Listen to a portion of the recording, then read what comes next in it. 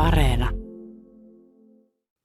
Hi, everyone. Welcome aboard All Points North. I'm your captain, Mark B. Odom, and our final destination is Finland, and we'll be flying on a wave of love, even after we land.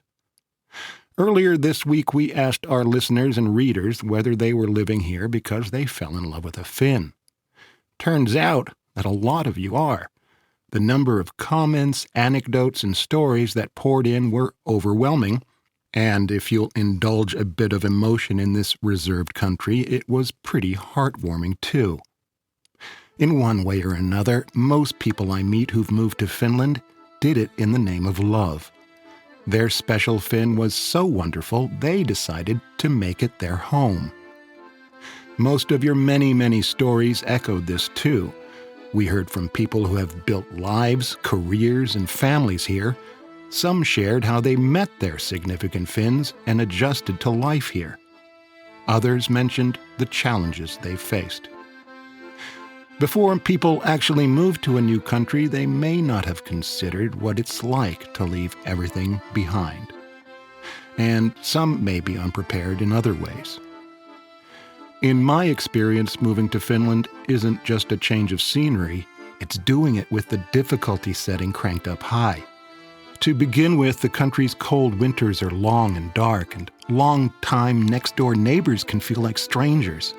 Even when it's for the love of your life, the thrill of being here can sometimes be as fleeting as a Finnish summer, and sometimes that motivates couples to seek professional help. Earlier this week, I spoke with marriage and family therapist Therese Sprinkel. About 12 years ago, Therese and her Finnish partner moved from San Francisco to Helsinki. Not long after arriving, she started a therapy practice in the capital where she helps multicultural couples work through their issues. About half of her coupled clients include one Finnish partner and one from abroad. Interestingly, one of the most common things she hears is how much the experience of moving here has the potential to change both partners. The real challenges that they meet have to do with how their identity changes once they're here in Finland. So if they meet a partner in some other location, and even if they both thoughtfully choose to move to Finland, probably neither one of them realize how much their identity is going to change once they come to a different society. And when they come to a different society that is the home society where a person developed in their childhood, then they experience that person as a totally different person. Mm-hmm. They hold an identity that probably wasn't revealed in the other society that they were living in. Could you give like a concrete example of how that would play out? Yeah, lots of couples come and they each tell me the story of how they met and they fell in love with their partner, their husband or their wife or their life partner.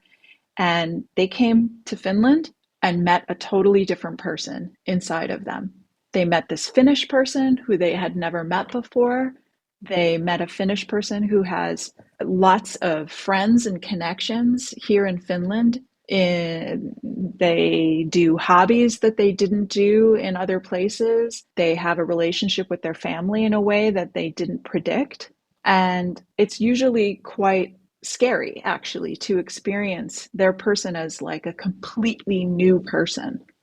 And I have to say that, just to be fair, like, let's say the Finnish person in this example doesn't necessarily experience themselves as changing. Right. So they're receiving all of this feedback of, wow, you're really different. I never imagined that you would live so close to your family, but you only see them on Christmas. That's a story that I hear over and over and over again.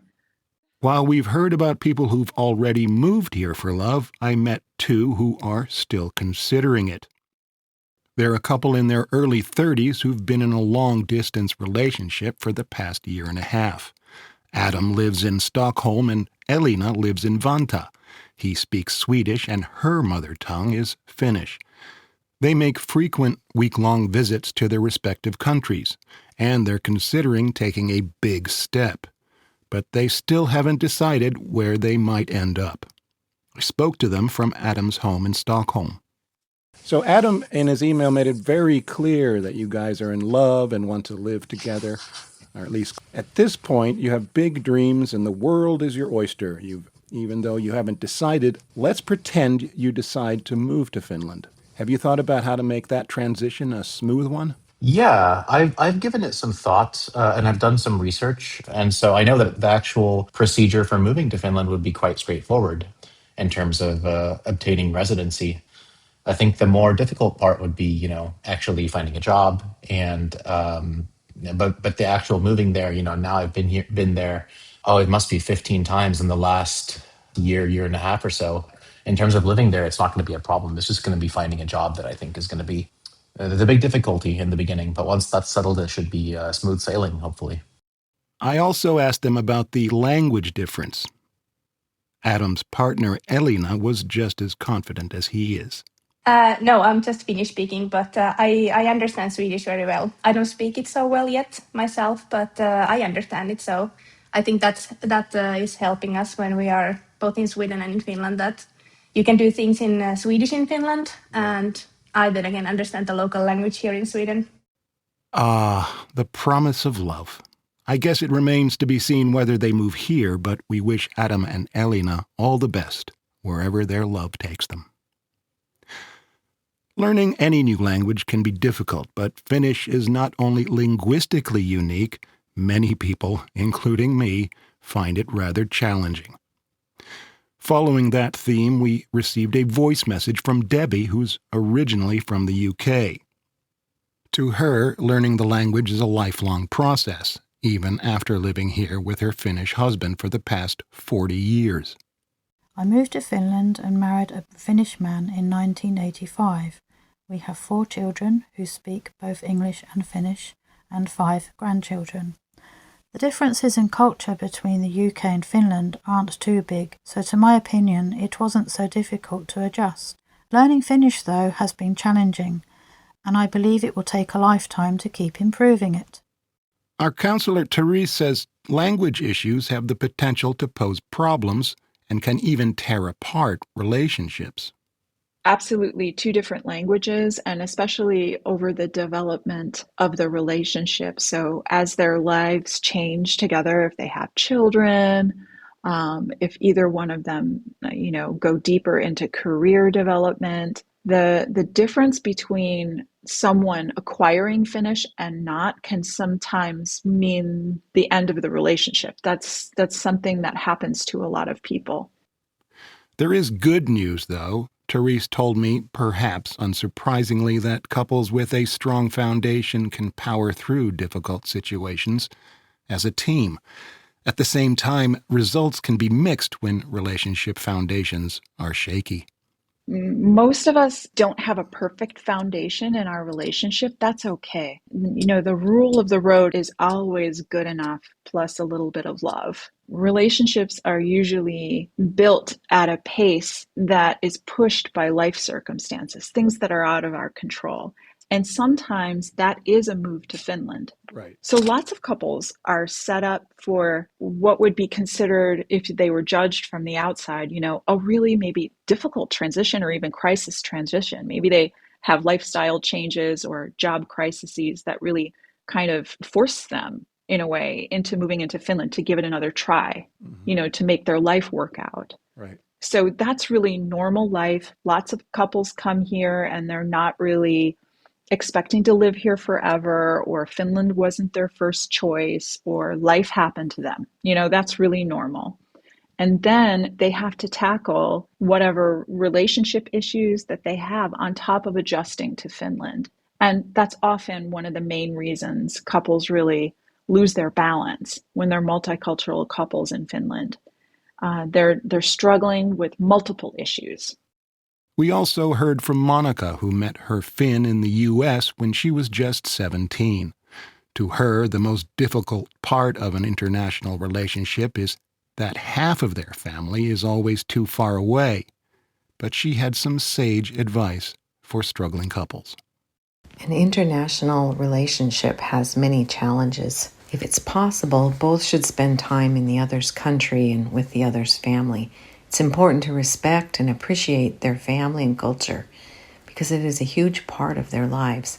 When conflict happens, one can identify where it comes from without pointing fingers at that person.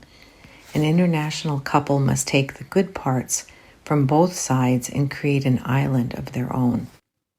Some commenters mentioned they had problems with loneliness. Last year, it was reported that Finland's overall loneliness levels had grown even after the isolated years of the COVID pandemic. Our therapist, Therese, says a good way to help your partner through feelings of loneliness is by really taking care to focus on addressing the issue. If I'm working in a therapy capacity with a couple and one of the partners is missing home a lot, really homesick, and they're extremely lonely, one of the first ways that I address that is by helping the couple notice when they're working together cooperatively in that couple unit in service to this one lonely partner. And when they're talking and cooperating and they're in service either exclusively to their relationship or they are pointing their attention to their outer selves, their career, their life in general, life dreams. Does that make sense? So there's a big difference when the couple is working together as a team and they're really focused on one or the other partner. We also heard from Elizabeth, who moved to Finland for love a few years ago. She says it was one of the best decisions of her life. So I met my husband on Tinder. Thank you, Tinder. And moved here in 2022. Accepting to marry him and move here are the only two good decisions I've ever made in my life. I really love the culture, not the drinking part though. I love the people. They are actually very super friendly. And I love that there is no small talk. Like small talk can be tiring. And I remember this one instance, I was like first time in the sauna, in a public sauna. And I'm there naked, and this Finnish woman strikes up a conversation with me, and it ends up being such a deep conversation that I actually forgot the awkwardness of chatting with a stranger naked in the sauna. So I love this place. I love the winter. I love the people. I really love being here. Thank you, Finland. Meanwhile, Michael, an Irishman who married his Finnish wife more than half a century ago, explained that he has planted deep roots in Finland. Well, I came here 69 summer, worked on the farm, looking out to see blonde girls, married somebody looked like Sanna Marin. Now she's almost blonde. We've been married now for 55 years, living in Finland, I think 49 of that period, 3 children, 4 grandchildren now. Finland's been very, very good to me. Gave me a university position, a lectureship first, and then a permanent post after 2 years. So it's been really a very good time here in Finland. And we've managed to put up with each other for all these 55 years. We hope we make 60, but we'll see what happens. The only downer in Finland is the Finnish winter. I wish there was a bear. What would he like to turn the winter into just one single night? I don't know if this is too much, but Finland's been extremely good. We dual citizenship 2004, so I'm both countries. I'm not sure who to support in football. My brother says if I support Finland, don't come back to Ireland. But, that's the way brothers are. Just like Elizabeth, who we heard before him, Michael certainly seems to have made Finland the place he calls home. Policymakers have a technical term for that. It's called integration. And while Elizabeth and Michael make it sound easy, integration can be an abstract concept that's open to interpretation. I asked Therese about it. Can someone truly integrate, or is it just kind of that, picking out the good things and making it work? Just from personal experience and the experience of helping other people, slow and steady definitely wins the race. Integration programs in Finland, thankfully, in the last 5-10 years have become a lot more funded and developed. It's not just language classes anymore. They're getting a little bit more pinpointed and supportive at understanding these cultural differences. But I would say it's still mostly on the person to really identify the situation that they're in. And that's true of the couples as well. Integration in Finland still really means you come to us and you fit in to our society best you can. Mm-hmm.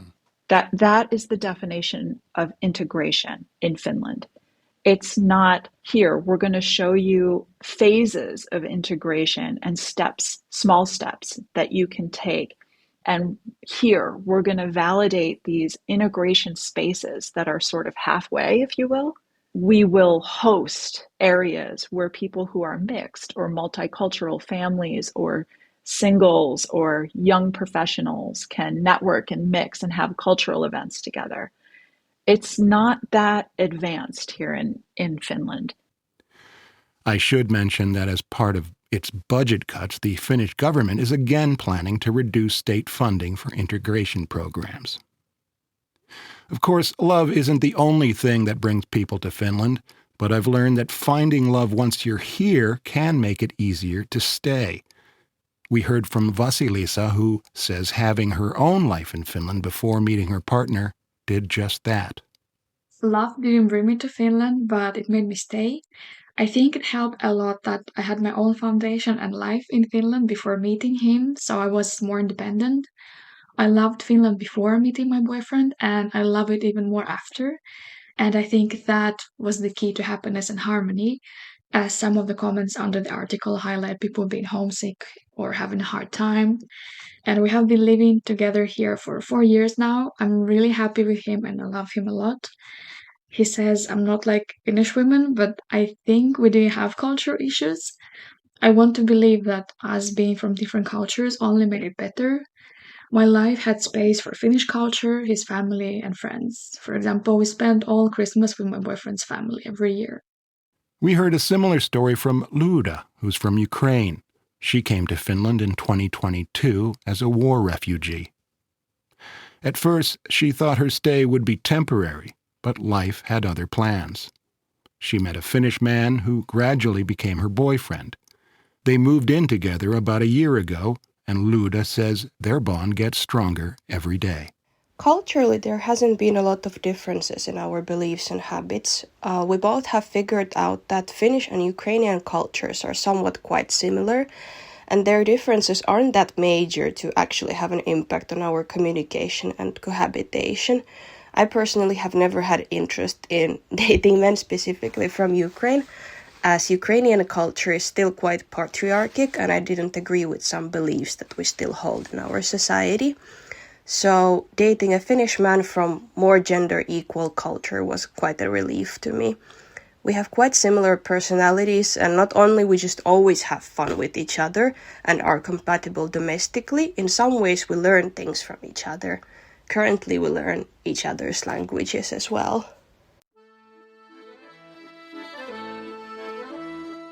Finally, we got a little advice from Mick, a Brit who's been married to a Finn for 3.5 decades.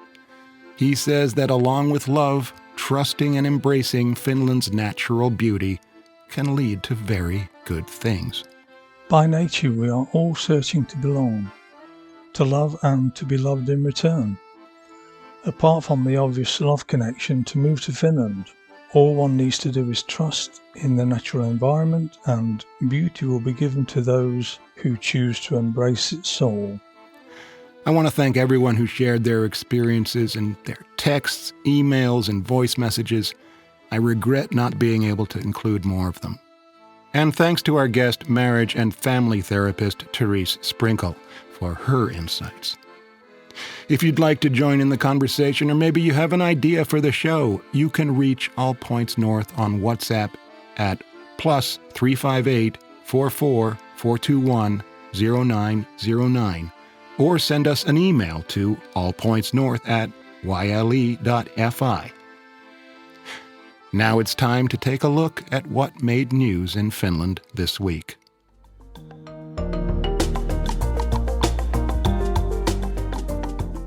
Prime Minister Petteri Orpo's government submitted a proposal to make it easier for employers to dismiss staff.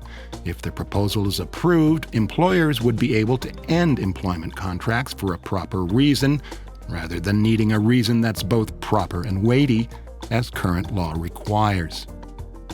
In international news, PM Orpo has said he firmly supports U.S. plans for new sanctions on Russia. Orpo said that alongside the EU's latest package of sanctions, the American sanctions could have a pivotal effect in ending Russia's war in Ukraine. Russian deep-cover spies are active in Finland. That's according to a former U.S. intelligence official who says Finland has become an increasingly important target for Moscow intelligence and part of a wider hybrid war. Long in decline, the country's birth rate has shown signs of improvement. Statistics Finland says 1,300 more children were born by the end of September this year compared to the first 9 months of last year. If you look up at the sky in Finland over the next dozen nights, you just might spot the comet Lemon. Local astronomy group Ursa says the phenomenon should be visible until about November 5th, weather permitting. I don't know about you, but I'm looking for something to watch on TV this weekend. Luckily enough, Yle's streaming platform Arena has Licorice Pizza, a coming-of-age dramedy set in 1973, directed by Paul Thomas Anderson. His latest movie, One Battle After Another, is in theaters now, and I've been meaning to see that. After seeing his masterpiece, There Will Be Blood, I'd watch anything Anderson makes.